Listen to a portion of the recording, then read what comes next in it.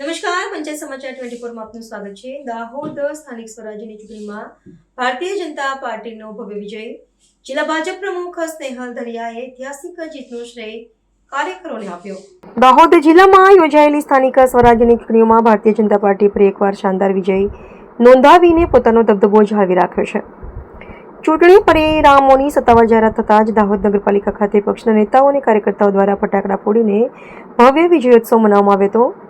ઐતિહાસિક જીત સાથે દાહોદમાં ફરી એક વખત કમળ ખીલ્યું છે, જે પ્રજાના શાસક પક્ષની વિકાસલક્ષી નીતિઓ પરના અતૂટ વિશ્વાસનું પ્રતીક છે।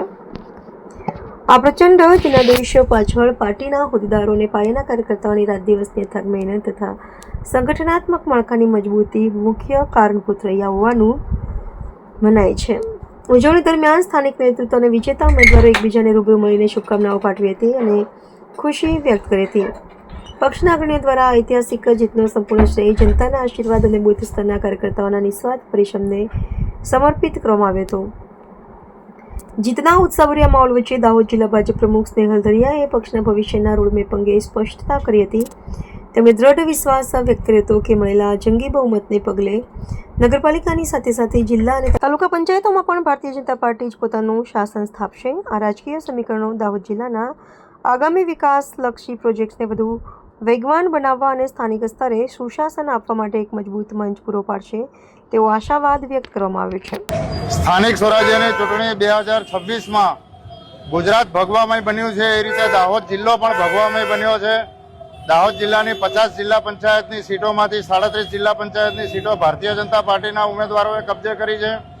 નગરપાલિકાની 36માંથી 20 સીટો ભારતીય જનતા પાર્ટીએ કબજે કરી છે અને 20 સીટો માટે તો અવશ્ય કહેવાનું કે ભારતીય જનતા પાર્ટીએ નો રિપીટ થિયરી અપનાવી હતી અને એની અંદર પણ ભારતીય જનતા પાર્ટીને બિલકુલ ફ્રેશ અને નવા ઉમેદવાર આપવાનો મોકો મળ્યો અને દાહોદના શહેરીજનોએ એમને સ્વીકાર્યા હતા અને તાલુકા અને જિલ્લા તાલુકા પંચાયતની 254 સીટો માટે એમાંથી ભારતીય જનતા પાર્ટીએ 152 જેટલી સીટો કબજે કરી છે અને 11 તાલુકા પંચાયતમાંથી 9 તાલુકા પંચાયત ભારતીય જનતા પાર્ટીની સ્પષ્ટ બહુમતી સાથે બને છે અને 2 તાલુકા પંચાયતમાં ટાઈ પડી છે, પણ એમાં અપક્ષ ઉમેદવારો સાથે છે ભારતીય જનતા પાર્ટી અને ભારતીય જનતા પાર્ટી આવનારા દિવસોમાં 100% પરિણામ મેળવશે।